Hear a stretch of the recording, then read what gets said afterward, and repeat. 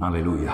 Hermanos queridos, vivimos en una generación, en unos tiempos, como dijo la palabra de Dios, difíciles y peligrosos, donde la maldad se ha multiplicado de una manera tremenda, donde vemos que cosas que hoy en día son normales, en nuestra época eran auténticas aberraciones o barbaridades que incluso hasta te daba vergüenza mencionarlas o hablar de ellas. Y todo esto no es producto de la casualidad. El Señor Jesucristo nos dio muchísima información acerca de las cosas que iban a ocurrir en los postreros días, en los últimos tiempos. Y ya estamos viviendo en esos postreros días.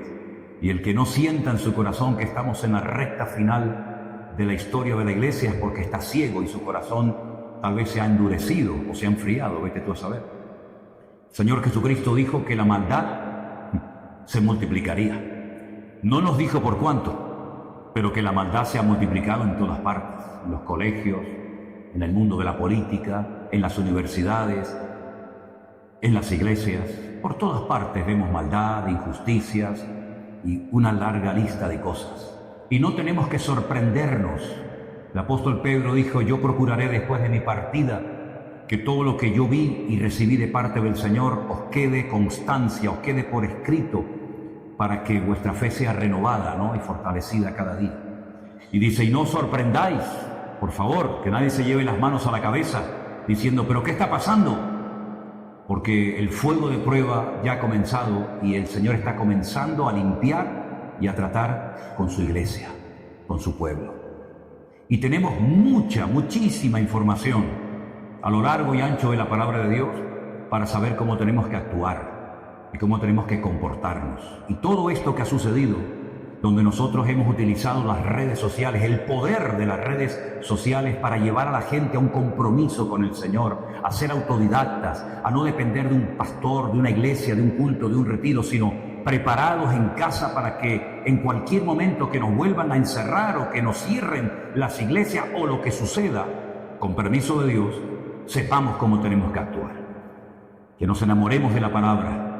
Está bien reunirnos, está bien escuchar los cultos, ver los devocionales, venir a reuniones como esta, está muy bien. Pero hermanos queridos, tenemos que estar preparados para aún cosas peores que se avecinan en el horizonte y que la iglesia tiene que estar preparada. A lo largo de la Biblia, no digo en todos los libros, pero sí en 3/4 partes de la Biblia, 3/4 partes de la Biblia, es un material profético cargado de una información espectacular para que la iglesia supiera adaptarse y moverse en cada etapa de la historia en la cual ha vivido. Lógicamente nosotros no somos o no formamos parte de la iglesia primitiva, donde allí mataban a los hermanos y los encarcelaban como cosa normal. Nosotros estamos viviendo en otro tipo de persecución, tal vez más diplomática o más camuflada, pero no deja de haber persecución de alguna u otra manera.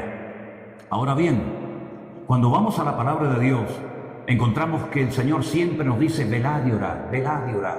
Que no os sorprendan estas cosas, que no venga el ladrón y os robe la bendición de vuestros corazones. La pregunta es: ¿cómo puedo velar? ¿Cómo puedo prepararme adecuadamente para lo que se avecina? Permítame llevarles al último libro de la Biblia, que es el libro del Apocalipsis, donde un anciano llamado Juan, uno de los hombres que vivió más cerca del corazón del Señor Jesucristo, escribe este libro. Y él está desterrado en una isla aquí en Europa llamada la isla de Patmos. Una isla donde los romanos lo habían lanzado, como antaño, por ejemplo, se mandaba a la gente al destierro a la isla de Fuerteventura. Quiero recordarles que el dramaturgo español Miguel de Unamuno fue desterrado a la isla de Fuerteventura, porque aquello es un páramo tremendo, no es la Fuerteventura turística de hoy en día, ¿no? Los romanos mandaban a la gente para que se murieran de hambre, de sed, de frío o de lo que fuera a la isla de Patmos, después de haber intentado en varias ocasiones acabar con la vida de Juan. No piensen que Juan no había pasado por luchas y por pruebas, pero él había recibido una promesa. Y las promesas de Dios se cumplen sí o sí en nuestras vidas. El Señor le dijo cuando estaba restaurando a Pedro junto al lago de Genesaret: Pedro, ¿tú me amas? Cuando Pedro le dice en varias ocasiones que ama al Señor, el Señor le dice: muy bien, te voy a dar otra oportunidad. Apacienta mis corderos, atiende mi rebaño, atiende mi obra. y después le profetiza la forma como él va a morir. Cuando Pedro escucha aquella palabra que va a morir crucificado, glorificando de esta manera al Señor, se queda mirando a Juan y le dice: Señor, ¿y a este qué le vas a decir? Y el Señor le dice: déjalo, porque yo quiero que él quede hasta que yo venga. Y dice que se corrió el rumor entre los discípulos de que Juan no iba a morir.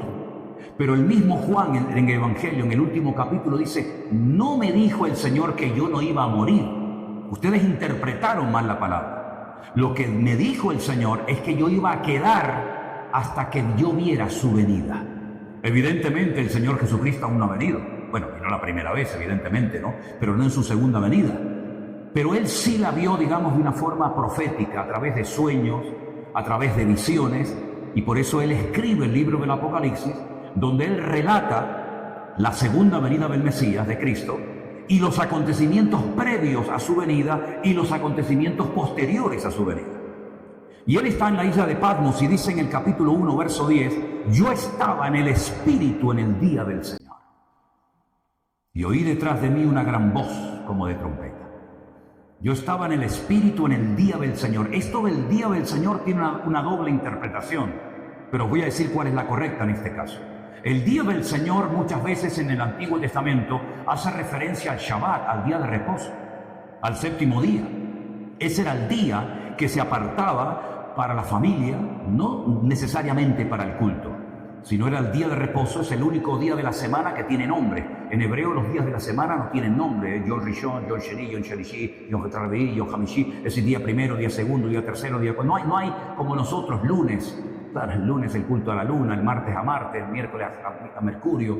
No existe eso en hebreo, son números. Pero el último día, el primer día de la semana, se le llama Shabbat, que es el día de reposo, el día en el cual se reflexiona en torno a la palabra de Dios, el día en el que se reúne toda la familia, los padres bendicen a sus hijos con imposición de manos, etcétera, etcétera. A eso hace referencia muchas veces la expresión el día del Señor. Pero hay otra expresión, o mejor dicho, la misma expresión, que se aplica a la aparición del Señor. El día del Señor, del cual hablan muchos profetas en el Antiguo Testamento, habla acerca de su segunda venida. Y a esa es a la que se está refiriendo Juan en esta ocasión. En el día del Señor, yo estaba en el Espíritu. Ahora, si os dais cuenta, en nuestras Biblias, la palabra Espíritu está con mayúscula. ¿La veis ahí? Apocalipsis 1:10. En hebreo no existen palabras con mayúscula y palabras con minúscula. Entonces, si tú ves la palabra Espíritu con mayúscula, se está refiriendo al Espíritu Santo, ¿no? Pero si pone Espíritu en minúscula, se está refiriendo al Espíritu humano. Pero esa diferencia no existe en hebreo por la mayúscula o por la minúscula, sino que cada palabra, cada término tiene su palabra adecuada, por lo tanto no hay lugar a confusión.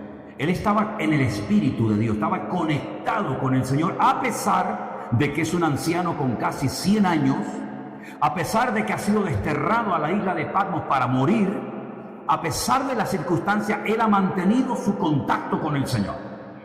Él no está destrozado, él no está hundido, él no se está quejando, él está en el Espíritu, conectado con el Señor a pesar de las circunstancias, a pesar de la soledad, a pesar del frío, a pesar del hambre, a pesar de la avanzada edad que tiene. Él está en sintonía con el Señor.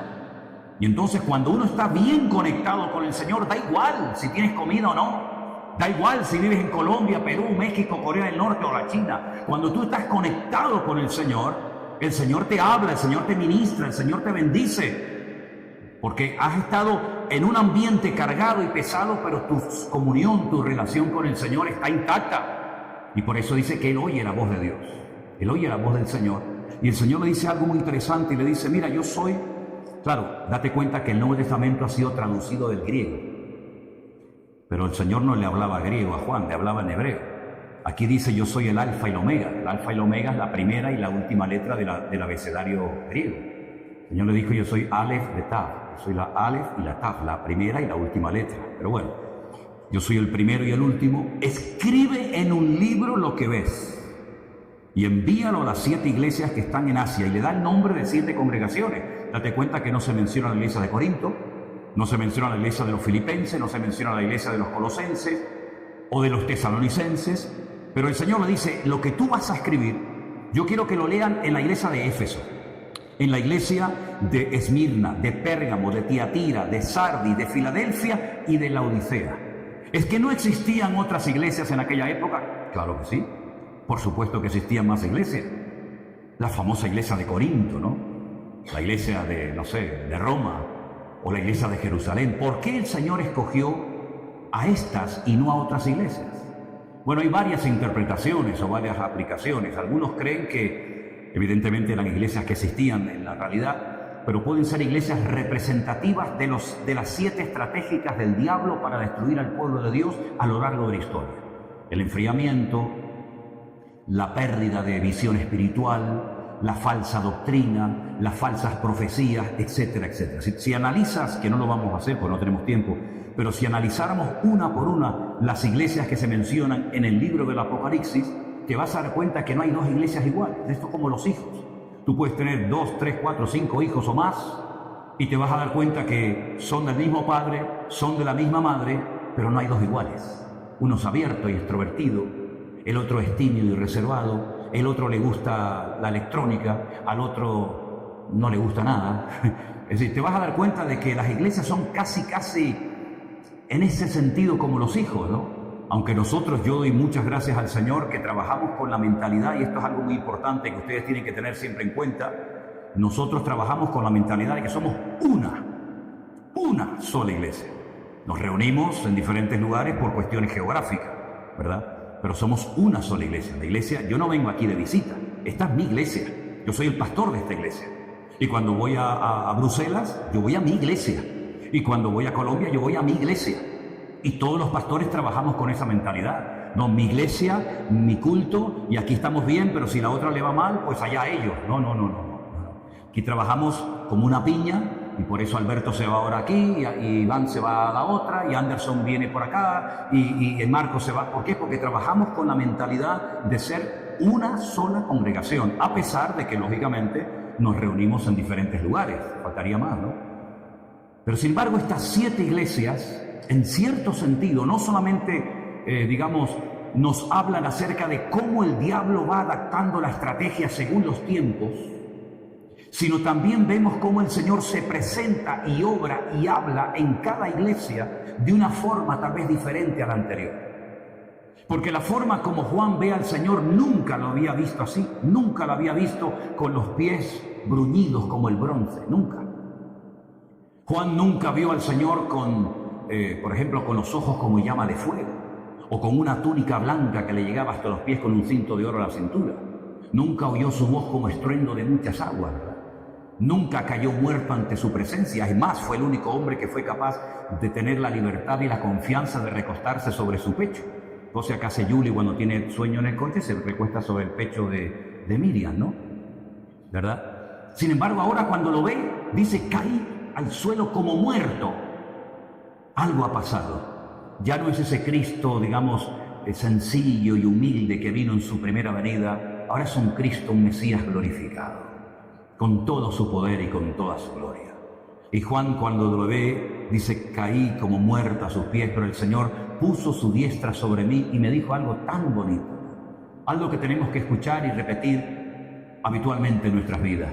No temas, no tengas miedo, Juan, no pasa nada, todo está bajo control. Cuando tú estés pasando un problema en tu matrimonio, el Señor te dice, no temas, tranquila. Cuando estés pasando un problema grave con tu hijo, con tu hija, no tengas miedo. Cuando estés enfermo y te digan, amigo, te ha tocado esto, no tengas miedo. Porque el miedo paraliza, el miedo no es fruto del Espíritu de Dios. El miedo fue lo que hizo que Adán se ocultara de Dios. Tremendo, ¿no? Antes hablaban, eran amigos, paseaban por el huerto del Edén, y ahora el Señor le habla, él oye la voz y le dice el Señor, Adán, Adán, ¿dónde estás? Le dice, Señor, es que oí tu voz, tuve miedo y me escondí. ¿Y por qué? Dice, porque estoy desnudo. Siempre has estado desnudo. Yo no te vestí con zapatillas Nike, no te puse ropa ni zapatos, siempre has estado desnudo. ¿De dónde viene ahora el miedo? Pero no se refería a una desnudez física, ¿no? Sino, estoy sin argumentos, Señor. No sé qué decirte. Y entonces, ¿qué es lo que hace? Pues lo que suelen hacer muchas personas, es que yo he caído, yo estoy desanimado, yo estoy mal, no porque yo quiera estar así, sino por culpa de esta. Ah, ya. ¿Y a ti qué te pasa, Eva? Dice, no, es que fue Satanás. Y siempre tratamos de buscar a un chivo expiatorio, ¿no? Sea a nivel político, a nivel espiritual. Siempre parece que yo soy la víctima de alguien o de algo. No me aman, no me llamaron, no me escribieron, el pastor, Dios, el diablo, el frío, el calor. Siempre parece que tenemos que buscar a un chivo expiatorio para justificar nuestros errores y nuestras carencias. Ya también lo intentó Job en su momento. La Biblia dice que Job empezó a argumentar y argumentar y argumentar con Dios, y cuando terminó la conversación el Señor dice, para un momentito, Job, ¿me vas a condenar a mí para justificarte tú? ¿Dónde estabas tú cuando yo creé los vientos y le puse y creé la tierra y esto y lo otro, no? Así que en el libro del Apocalipsis Juan recibe un mensaje para 7 congregaciones que, quitando la iglesia de Filadelfia, ¿sí?, todas tenían una situación complicada. Por ejemplo, la primera iglesia, la de Éfeso, dice que se habían enfriado, habían perdido el primer amor, habían trabajado, habían probado a los que se dicen ser apóstoles. Qué bueno sería que muchos de los que se llaman hoy en día apóstoles los probaran, porque dice la Biblia que los de Éfeso probaban a los que se decían ser apóstoles y los habían hallado mentirosos. Pero sin embargo, a pesar de que la iglesia de Éfeso había sufrido y trabajado y tenía un discernimiento espiritual, por lo menos lo tuvo durante un tiempo, el Señor dice, tengo contra ti que has dejado tu primer amor. Y eso es un problema grave, porque si no cambias esta situación, si no vuelve otra vez a arder tu corazón con el fuego de Dios, con la pasión de Cristo en tu corazón, yo voy a apagar la luz de la iglesia. Y ahora en mayo vamos a estar en Éfeso. Yo en mayo ahora viajo. Voy a estar en Pérgamo, en Tiatira, en Sardis, en Filadelfia, en todos estos lugares. Y por ejemplo en Éfeso, cuando vayamos, les voy a enseñar a los hermanos montones de ruinas. Allí no hay iglesia, no hay nada. ¿Por qué? Porque no se arrepintieron y no volvieron otra vez al Señor. Si hay alguien aquí que estuvo bien con el Señor, pero te has enfriado, te has apartado y ya no eres ni la sombra de lo que eras, hoy el Señor te ha traído aquí para volver a poner fuego en tu corazón, para restaurar tu comunión con el Señor, para que no vivas del recuerdo de lo que fuiste, de lo que hiciste, sino puedas caminar de victoria en victoria, y de gloria en gloria, y de triunfo en triunfo en el nombre del Señor. Y eso no lo hizo, lamentablemente, la iglesia de Éfeso. Se apagaron. La iglesia de Esmirna, el diablo echará a algunos de vosotros en la cárcel. En otras palabras, le está profetizando, vais a ser perseguidos. No sé si hay alguien aquí que en tu momento, en tu iglesia, en tu denominación, te enseñaron que la iglesia no iba a pasar por ningún tipo de pruebas, de luchas, de persecuciones, de dificultades, sino que nos íbamos y las persecuciones y todo lo terrible era para los judíos, para ellos, ¿no? Pues el Señor está diciendo aquí a la iglesia de Esmirna, prepárense porque algunos de ustedes van a morir y la iglesia va a ser perseguida. Por lo tanto, no hay ninguna promesa de que no se van a meter con nosotros. Es más, yo no estoy preocupado porque se metan con nosotros. A mí lo que me hace pensar es por qué no se meten más con nosotros. Porque si realmente nuestra vida está haciendo un impacto y está marcando una diferencia en tu universidad, en tu oficina y en tu puesto de trabajo, tú no puedes pasar desapercibido. En algún momento alguien te dirá, tío, tú eres medio raro, ¿no? No te han dicho, tú eres raro, ¿no? ¿Tú dónde vas? Tú no dices palabrotas, no cuentas chistes verdes, no estás todo el día hablando de esto y de aquello. ¿Tú de qué vas? Seguro que a más de uno le han dicho eso, ¿no? Bueno, pues eso es lo que tenemos que marcar una diferencia en esta sociedad, ¿verdad? Aquí en España, lamentablemente, no sé tanto en Madrid, pero mi padre era, por ejemplo, de Aragón, y allí el nombre de Dios se blasfema cada 2 por 3, y en el País Vasco ni te cuento.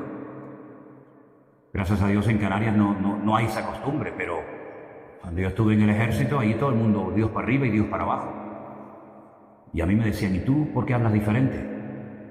Bueno, pues yo le decía, gracias a Dios de que soy cristiano, porque si yo fuera un recién convertido y te oigo blasfemar contra mi Dios, te hubiera dado un trompazo que te arranco la cabeza en un momento, ¿no?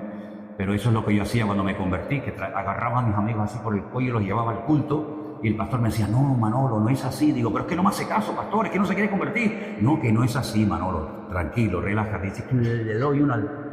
Y entonces tuve que aprender, ¿verdad? Tenemos que marcar una diferencia. Y a veces pues esa diferencia hace que te critiquen, que te calumnien o que incluso te digan o cambias o te echamos del trabajo. ¿Qué te parece? Cada iglesia tenía un problema. Por ejemplo, había una iglesia donde dice la Biblia que tenían nombre de que tenían vida y sin embargo ya se habían muerto hacía mucho tiempo. Otra iglesia había perdido la presencia de Dios y no se habían dado cuenta. Por ejemplo, la iglesia de Laodicea. En otra iglesia había una falsa profeta que la llamaban Jezabel, que puede ser que se llamara Jezabel de verdad o que sea un nombre simbólico de aquella famosa Jezabel del Antiguo Testamento que cuando los perros se la comieron pues lo vomitaron, porque es que aquello era terrible, aquello. Después del diablo esta mujer era terrible, ¿no? Y había otra iglesia pues que había permitido que falsas profecías, es decir, una falsa expectativa naciera dentro de la iglesia. Yo me preguntaba en estos días, y si el Señor nos escribiera una carta a nosotros, ¿qué nos diría? ¿Y sabes qué es lo que sentí en mi corazón? Que ya Dios nos escribió no una ni dos, muchas cartas. Nos escribió la carta a los romanos, la de Corinto, la de Éfeso, la de Esmirna, la de Pérgamo. Todos esos mensajes son para nosotros, para que no tengamos excusa y no podamos justificar nuestra falta de madurez, nuestra falta de obediencia, nuestra falta de santidad. Ya tenemos toda la palabra de Dios escrita en nuestras manos. Imagínense ustedes que fuéramos miembros de la iglesia de Corinto. Tendríamos dos cartas, primera y segunda de Corinto. Pero ¿y qué le dijo Pablo a los romanos? Yo no sé. ¿Y qué le dijo Pablo a los tesalonicenses? Pues no lo sé. Pero gracias al Señor que toda la información que necesitamos para poder vivir vidas cristianas victoriosas, ya la tenemos. Ya tenemos la información para ser cristianos santos, agradables a Dios, aprender a esperar, no huir del trato de Dios, dejar atrás el pecado, vivir en unidad, vivir en humildad. Ya lo tenemos todo en la palabra de Dios. No tenemos que inventarnos nada. Ya el Señor ha revelado su palabra y la tenemos por escrito en nuestro propio idioma para que no tengamos excusa y sepamos cómo tengo que tratar a mis hijos. Y cómo tengo que administrarme económicamente. Algunos que han sido unos botarates toda la vida, que todo lo que ganaban, vamos, a la media hora ya se lo habían fundido. Pues la Biblia te dice cómo tienes que llevar tu economía para que sea un hogar bendecido y no sea aquello una casa de locos. Y el Señor nos da sabiduría para saber cómo organizar y pastorear una iglesia, ¿verdad? Y, en otras palabras, la palabra de Dios es el manual perfecto que tenemos para vivir vidas cristianas poderosas y victoriosas. Y que nuestras iglesias sean puntos de luz.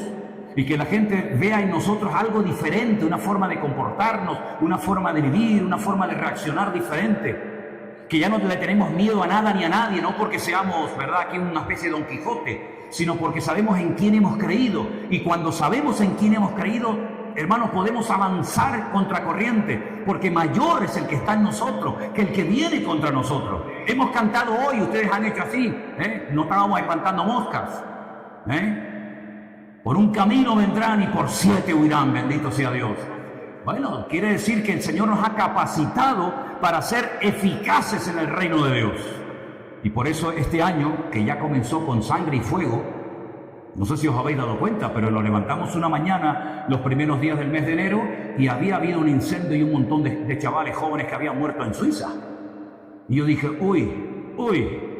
cuidado, porque las circunstancias y lo natural nos hablan de un trasfondo espiritual. Ya sé que el hombre natural, como dice la palabra de Dios, 1 Corintios 1, no sabe discernir las cosas de Dios, para él son locura, no entiende lo que está pasando, pero dice la Biblia, pero el hombre espiritual, el hombre que ha nacido de nuevo, el hombre que tiene al Espíritu de Dios en su corazón, tiene una lectura diferente de las cosas.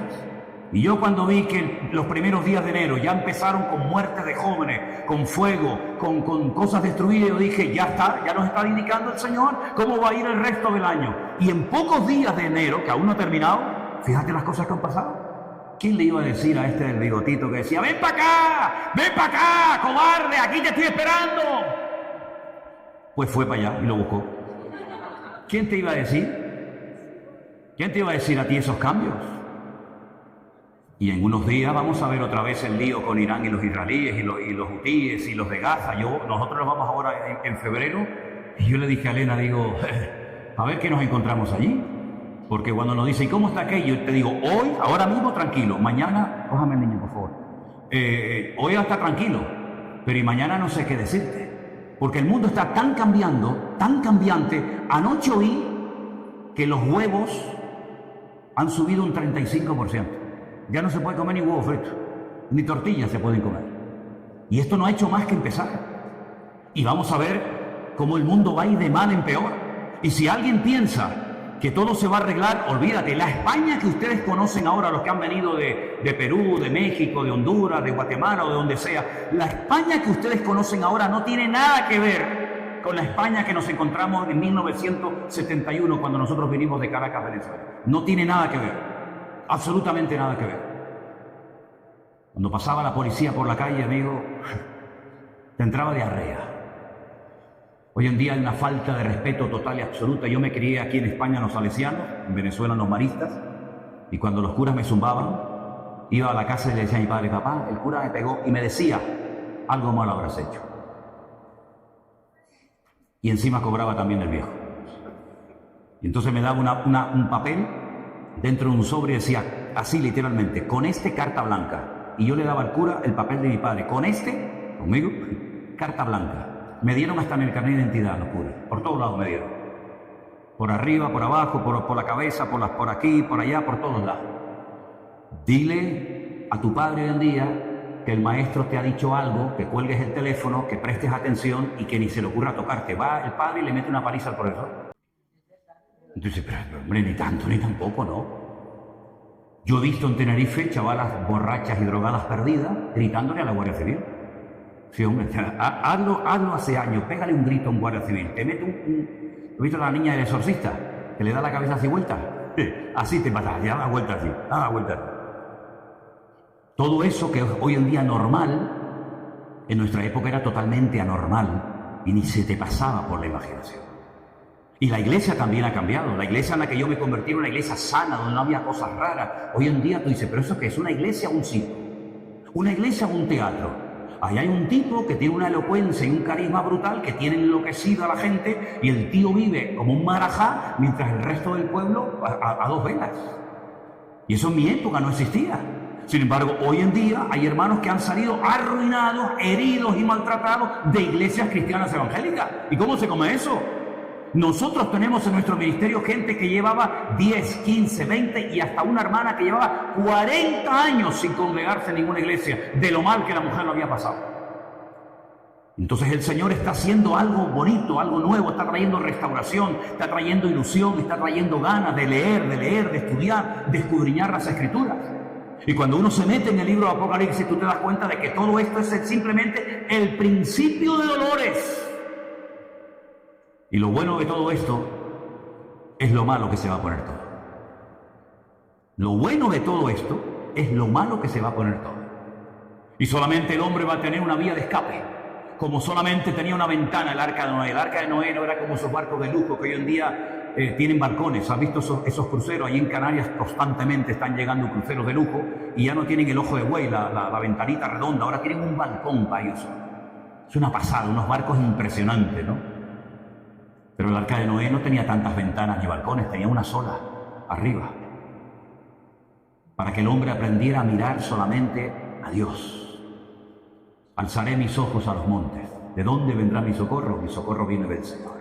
¿Verdad? Si habéis resucitado con Cristo, poner la mira en las cosas de arriba, no en las de la tierra. Y eso es lo que nos ha venido hablando y enseñando el Señor en estos últimos tiempos.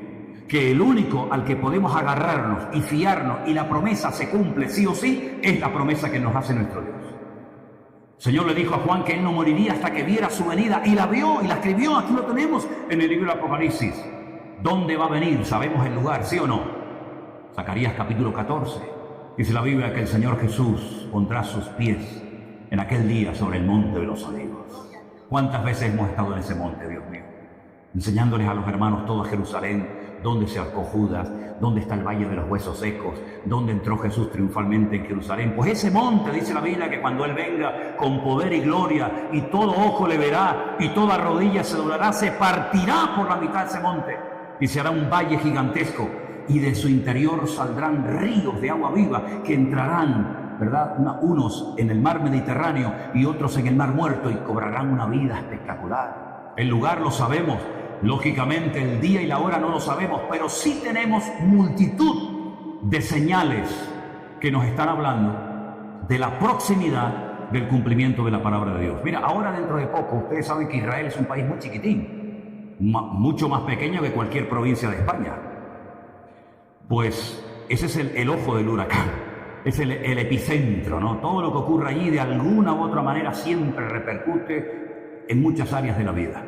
Ahora se van a celebrar elecciones en Israel y probablemente, esto se está grabando y ahí queda, ¿no?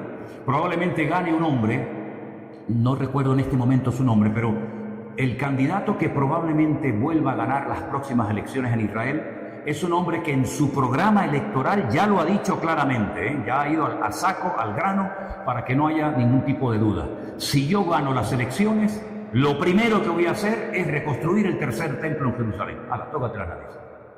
¿Qué te parece, amigo?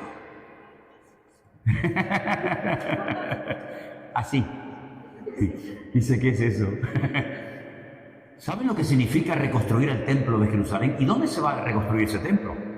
En lo alto del monte Moriah, que antiguamente era un monte, pero que ahora es una explanada gigante. Y en el centro mismo de esa explanada hay una cúpula redonda, no es una mezquita, es el domo de la roca. Debajo de esa cúpula de oro hay una roca gigantesca, enorme, que fue el altar que utilizó Abraham para sacrificar a su hijo Isaac. No a Ismael, como dicen ellos, sino a Isaac. Y ellos dicen que ese es el centro geográfico del mundo, el ombligo de la tierra. Allí estaba el centro del jardín del Edén, como ellos dicen, ¿no? Y al lado hay una cúpula más pequeñita, como de color bronce o marrón, que se llama la famosa mezquita de Al-Aqsa, donde están los mártires de Al-Aqsa y toda esa historia. Pues en ese lugar se tiene que reconstruir el tercer templo. Pero resulta que durante siglos, escucha bien esto, siglos, faltaba un elemento indispensable. No hablo de la menorá, del candelabro de 7 brazos, ni de otros elementos. Todo eso ya está preparado, las ropas, las trompetas, los instrumentos, absolutamente todo. Hasta aceite de aquella época también, para ungir. Faltaba un animal. Qué cosa más rara, Faltaba la paradumá, la vaca roja, una vaca que tiene todos los pelos de su cuerpo de color rojo. No puede tener ni uno diferente porque automáticamente queda descartada y no se puede manipular genéticamente, y entonces esa vaca se pone sobre el altar, se sacrifica, se quema totalmente, según el ritual de la ley de Moisés, ¿vale? Y con esa ceniza es como una especie de jabón, por así decirlo, se purifica la explanada del templo y se limpia no sé qué, y se limpia aquello y se limpia tal. Y esa vaca no aparecía, y no aparecía, y no aparecía por ningún lado. Pero resulta que hay una población en Israel, donde últimamente estamos llevando a los grupos, que se llama Shiloh. Shiloh es una montaña que está en medio de un montón de poblaciones árabes, y allí, atravesando parte de Samaria, llegamos con los grupos y allí le explican con películas y con hologramas toda la famosa historia del Mishkan o del tabernáculo de Moisés. Cuando entraron las 12 tribus de Israel a la tierra prometida, colocaron el tabernáculo en Shiloh y estuvo por más de 400 años. Y allí se crió Samuel. Allí subía Ana, allí subía Elcana, allí estaba Ofni, allí estaba Fines, allí estaba el sacerdote Elí, etcétera, etcétera. Hasta que los filisteos vinieron, le prendieron fuego al tabernáculo y se destruyó. Y vamos allí con los grupos y resulta que allí hay una proyección de una película, y cuando la película termina, suben la pantalla, imagínense detrás de esta pared, la suben hacia arriba, y allí encontramos las famosas vacas rojas. Antes había 6, creo que ahora solamente hay 5, y es impresionante ver esos animales que hacía siglos que no aparecían, y ya están allí preparados, y han venido gente de Estados Unidos, del estado de Texas, para cuidarlas y mimarlas, porque no pueden tener ninguna marca, no pueden sufrir ningún daño. Son vacas que están especialmente preparadas y, digamos, diseñadas de alguna manera para sacrificarlas en el templo de Jerusalén. Entonces uno dice, ¿y qué falta para que esta gente suba arriba y construya el templo? Nada, ya está todo listo. Y este señor que se quiere presentar ahora a las próximas elecciones, que probablemente las gane, pues resulta de que lo primero que ha dicho es: yo voy a reconstruir el templo de Jerusalén. ¿Habla la Biblia acerca de esto? Por supuesto que habla la Biblia. El apóstol Pablo, inspirado evidentemente por el Espíritu Santo, dijo que el anticristo, este político, este líder mundial, dice que odia todo lo que es objeto de culto. tanto que se sienta en el templo de Dios, haciéndose pasar por Dios. Es decir, que si este político va a ir a Jerusalén, pero no al muro como van todos, sino arriba al templo y lo va a profanar y va a decir, aquí no se adora a nadie más que a mí, quiere decir que para que esa profecía se cumpla, tiene que ser reconstruido el templo de Jerusalén, ¿sí o no? Pues ya está todo listo. Y si este señor gana las elecciones, ya digo, y comienzan a reconstruir, claro, algunos dirán, pero claro, ahí arriba están los árabes, tú. Cuidado que esa esplanada de las mezquitas está bajo protectorado de Jordania, del rey Hussein. Y se va a liar una que lo vea. Claro, es que ya lo estoy diciendo. Es que esto no va mejor, esto va peor. ¿Por qué piensan ustedes que están tratando de acallar y de frenar y no destruir, porque no lo van a destruir completamente, porque lo dice la Biblia? ¿Por qué están tratando a Irán de que no tenga la bomba atómica, de que no tenga misiles? ¿Por qué se va a atacar otra vez a Irán? Esto es cuestión de días o de semanas. ¿Por qué se va a atacar? Porque se vuelve a repetir la historia. Porque si usted quiere saber lo que va a suceder, tiene que saber lo que ha sucedido en el pasado. Porque la Biblia dice qué es lo que será. Lo mismo que fue.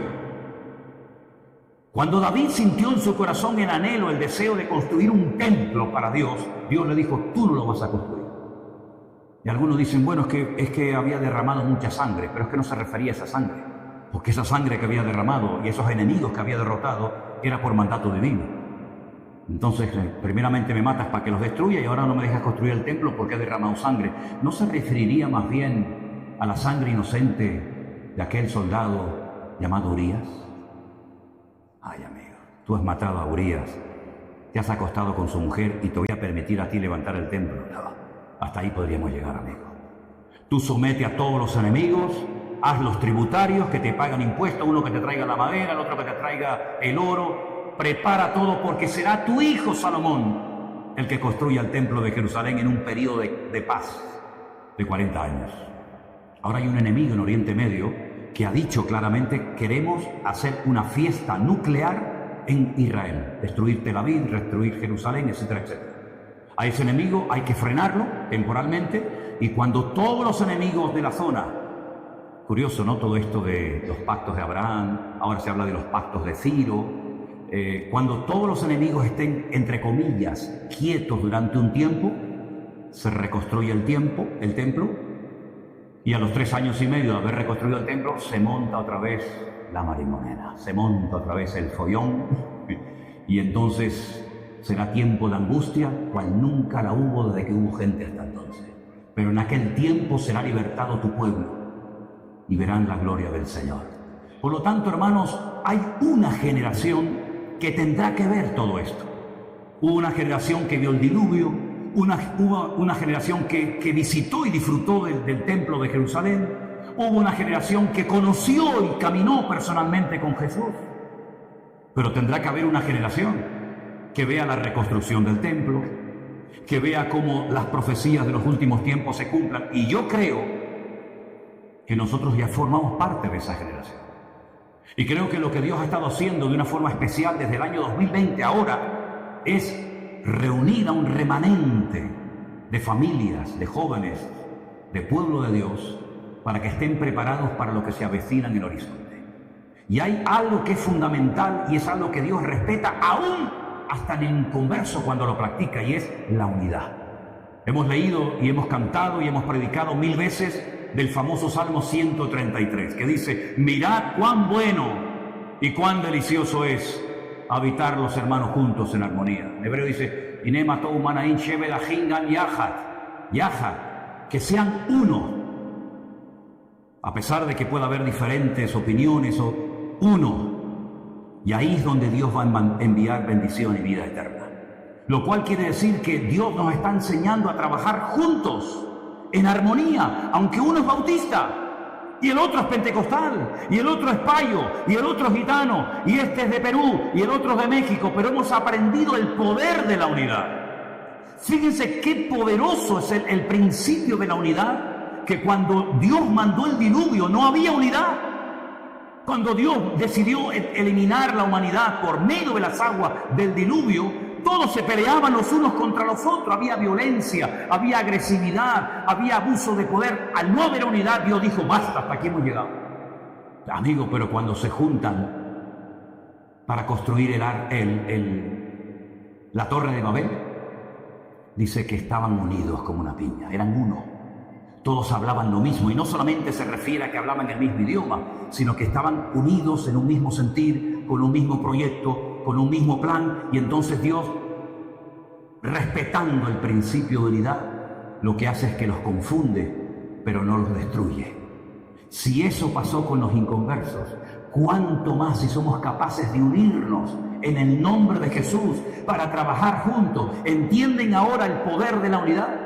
¿Entienden por qué Pablo, a punto de morir en la cárcel en Roma, le dice a Epafrodito: escribe, dile a la hermana Evodia y a Síntique? Fíjate las cosas que este hombre tendría en la cabeza: latigazos por aquí, la espalda destruida, una iglesia por aquí, un obrero que le sale rana, la iglesia que no sé qué. Y de repente Pablo dice: dile a la hermana Evodia y a Síntique que sean de un mismo sentir. Pero ¿qué más da si la iglesia tiene 500 personas, pero hay 2 que se llevan mal? Y por ahí se va la bendición. Date cuenta lo importante que tú eres para mantener la unidad de la iglesia, que tú puedes aportar bendición o puedes ser un desastre aquí adentro. Y yo voy a pelear con todas mis fuerzas, con uñas y dientes, hasta que Dios me dé fuerza para tener a esta iglesia y este ministerio unido, y que nadie asome la cabeza, sino solamente el Rey de Reyes y el Señor de los Señores, porque Dios bendice la unidad del pueblo de Dios. ¿Cuántos dicen amén? ¡Aleluya! Así que peleemos por la unidad. Dice la Biblia: en cuanto dependa de vosotros, y mucho depende de ti, en cuanto dependa de ti, mantener la unidad en el vínculo de la paz. Porque ¿sabes qué? El que atenta contra la unidad y la paz de la iglesia es un terrorista espiritual. Es una persona que viene a atentar contra el cuerpo de Cristo, y eso es algo tremendamente sagrado. Por eso la palabra del Señor nos enseña que la unidad que produce el Espíritu, no nosotros, la unidad la produce el Señor. Tú y yo, cada uno de ustedes, somos responsables de mantener esa unidad. Y a veces en el cuerpo hay que operar. A mí me han operado 5 veces, Yo he estado 5 veces encima de la mesa de un quirófano. Y a veces hay que estirpar, y a veces hay que cortar. Y el Señor dijo: más vale entrar con un ojo al cielo que no entrar teniendo los 2. Y más vale entrar con una mano que teniendo las 2, y al final te vas al infierno. Entonces, a veces el Señor tiene que intervenir. Por eso, si me permiten, ustedes tienen tiempo, ¿no? ¿Sí? Yo pregunté a Miguel: ¿cuánto tiempo tenemos aquí? Me dijo: indefinido.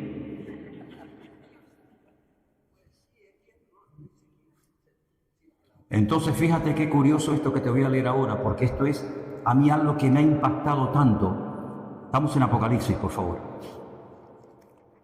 La Biblia dice que en el libro de Apocalipsis había una mujer. Las mujeres en la iglesia son una bendición, las que se portan bien según la palabra, pero si no, dice que la mujer en la vida del hombre es la clave o el clavo. Tú verás. Tengo unas pocas cosas contra ti, Apocalipsis 2:20. Tengo unas pocas, pero no me gustan.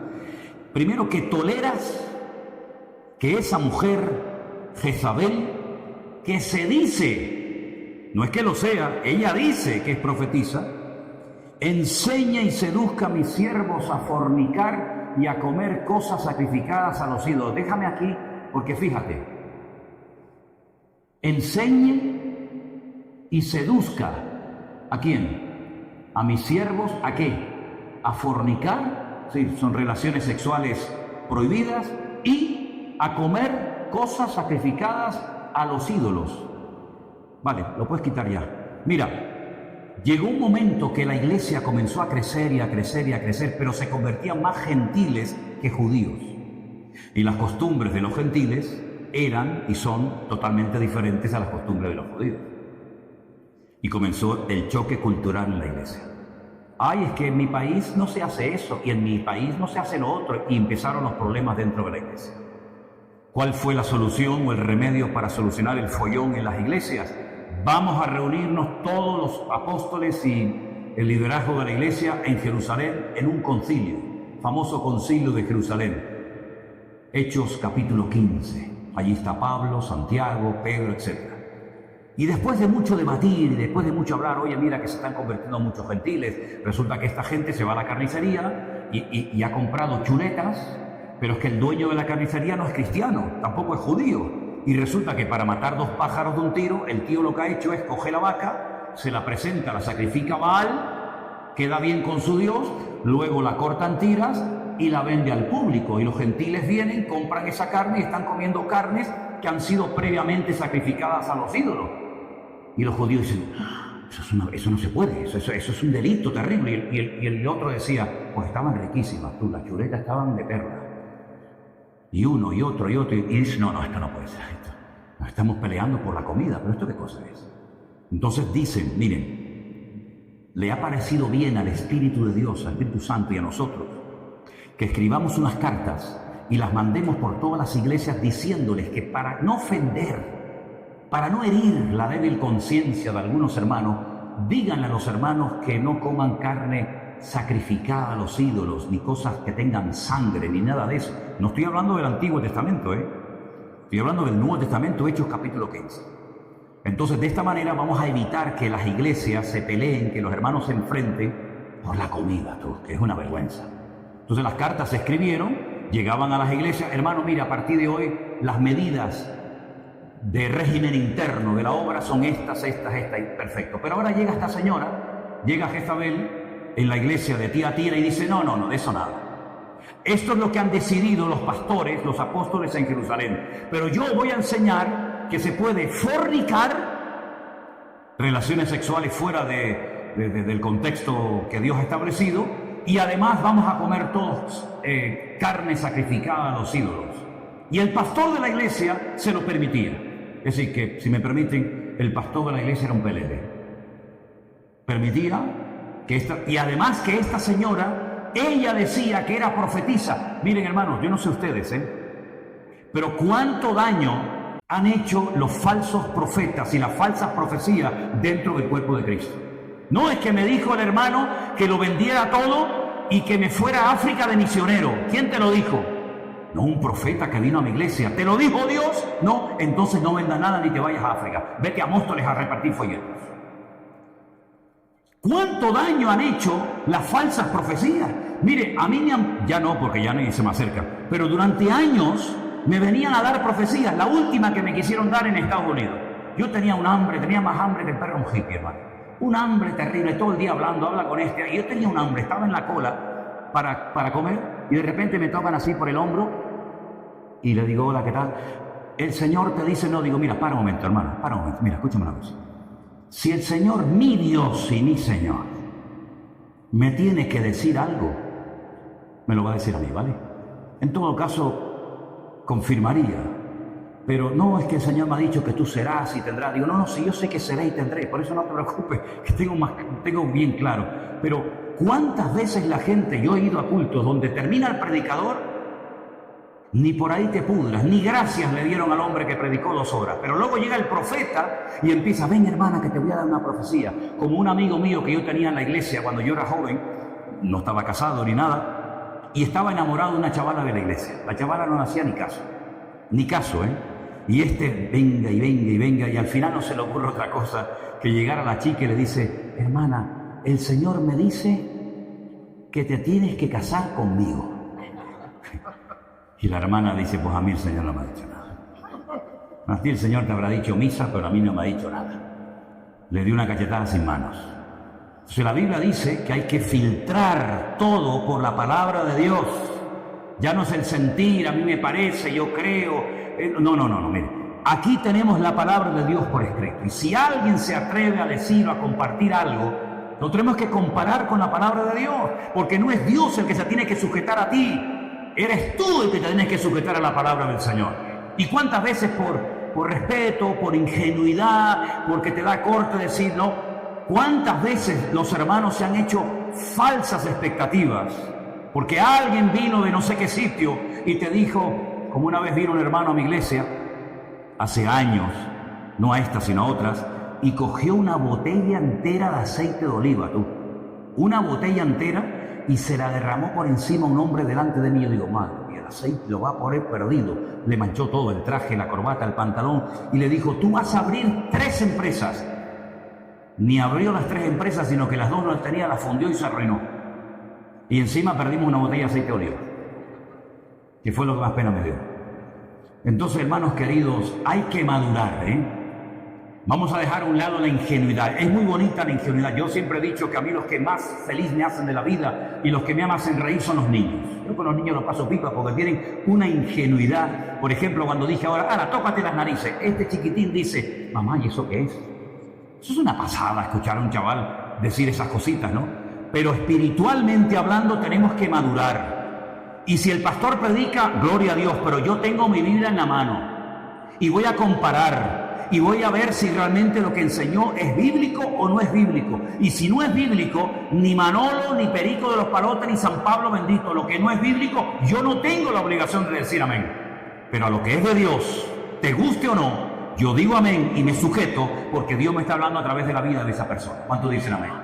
Y esto es lo que hemos querido, y gracias al Señor parece que lo estamos viendo, dentro del Ministerio Centro Evangélico Vida Nueva. Queremos que la gente sea autodidacta, que lean la palabra, que la estudien, que analicen por sí mismos si la enseñanza que han recibido en otros lugares es realmente bíblica o no. Me pasó una vez en Milán, en Italia, predicando. Se me acercó una hermana y me dijo, hicimos un culto unido con varias iglesias, y se me acercó esta hermana de otra congregación y me dice, pastor, el domingo pasado en la iglesia mía pasó algo y yo no estoy de acuerdo con lo que ve.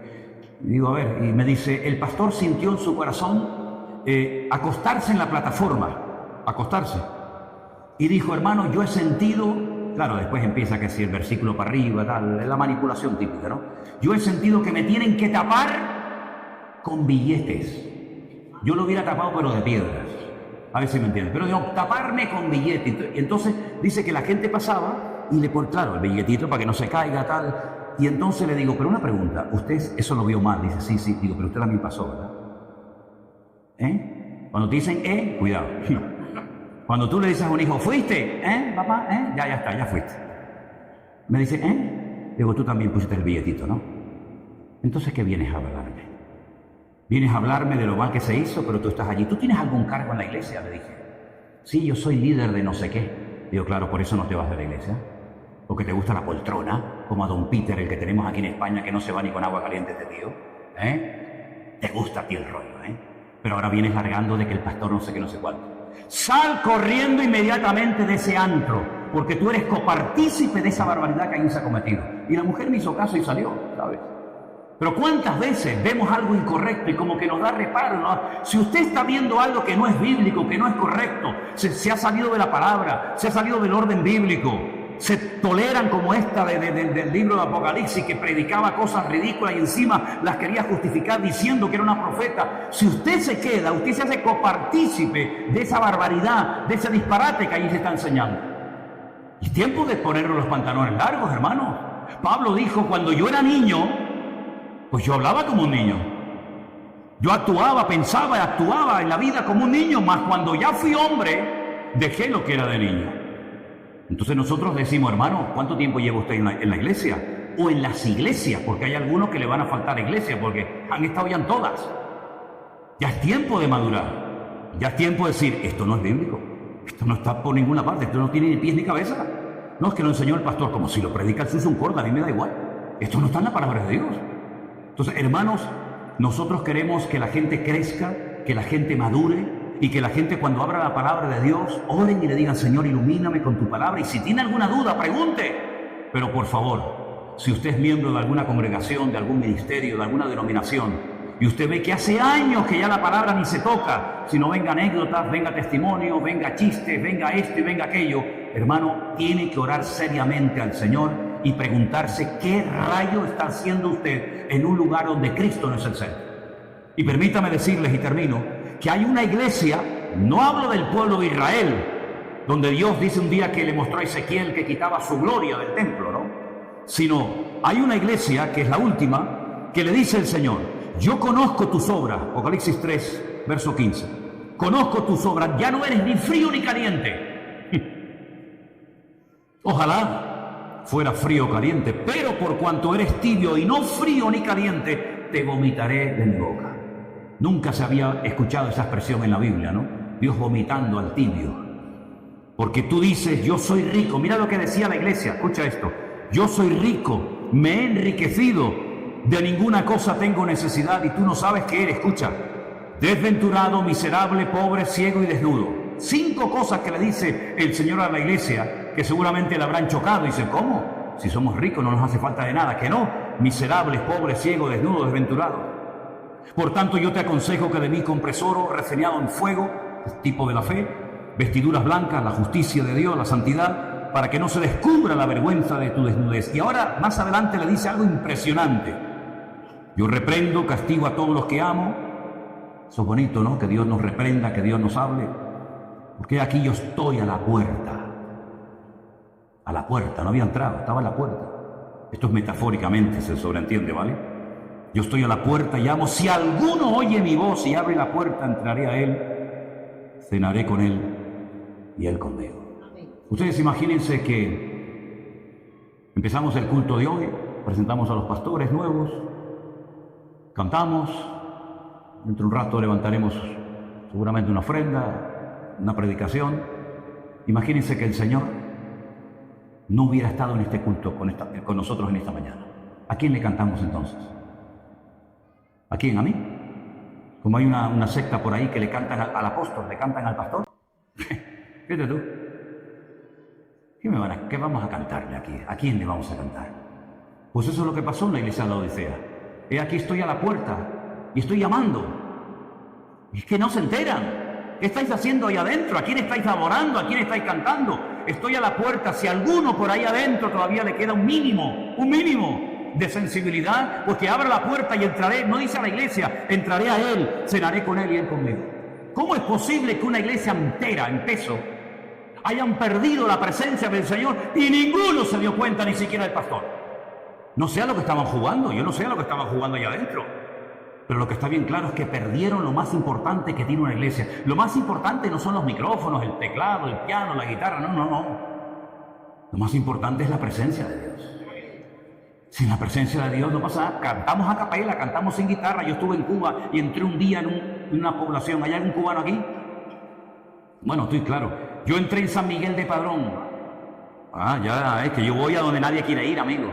¿Qué te parece? Ahí fui yo a San Miguel de Padrón a jugarme el cuello. Allí estuve yo a las 6 de la tarde predicando la palabra y hoy salí a las 8 de la mañana al día siguiente. ¿Qué te parece? La única vez que me ha pasado, ¿eh? Y ya el pastor dijo, vamos a dejarlo ya porque vamos a matar a este hombre, me dijo. Entré a las 6 de la tarde y seguía hablando y hablando y cantando y hablando y cantando y predicando y terminaba y la gente en los bancos decía más. Una pasada, aquello fue increíble lo que pasó en aquella iglesia. ¿Y saben con qué tocaban? Claro, no era una batería de estas electrónicas, con latas, hermanos, con latas y palos. Pero la gloria que había allá adentro, ya me hubiera gustado a mí esta mañana que hubiera esa gloria aquí en este culto. Con latas, con palos, sin micrófono, ahí a capela, venga, un calor que hacía allá adentro. Sudábamos y venga agua, y me traían el guarapo ese de las cañas, y venga guarapo. Y yo decía, de un momento a otro me va a dar un coma aquí, de un momento a otro, ¿no? ¿Qué te parece, amigo? Podemos cantar a capela, sin micrófono, sin guitarra, sentados en el suelo, no pasa nada, pero sin la gloria de Dios no se puede vivir, mi querido hermano. Y esto fue lo que le pasó a la iglesia de la Odisea. Se fue el Señor de la iglesia, tal vez no le hacían caso. Yo digo, y es una opinión personal, ya esto no es Biblia, es una opinión de Manolo Sierra. Yo creo que hay sitios donde ya el Señor no quiere estar.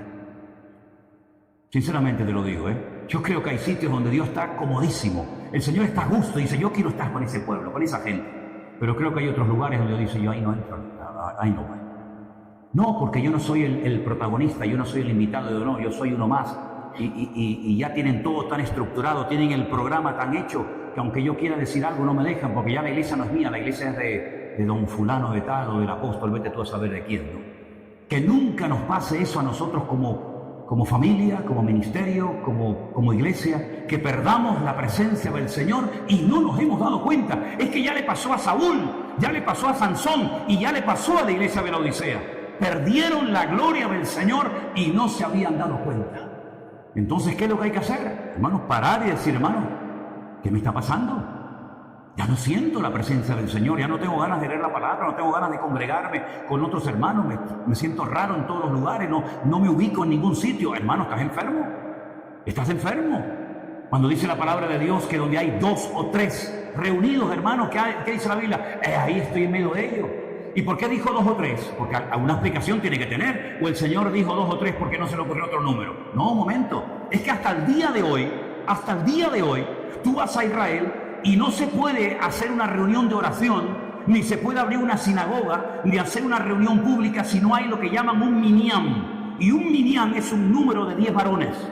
Puede haber 1000 mujeres, pero no hay minyan. El minyan son 10 varones. Y cuando hay 10 varones se puede abrir una sinagoga, se pueden hacer ceremonias, etcétera, etcétera. No hay minyan, no hay nada. Por eso Pablo se fue al río a la oración con Lidia y con todas aquellas mujeres, porque no había sinagoga donde él fue, porque no había 10 varones.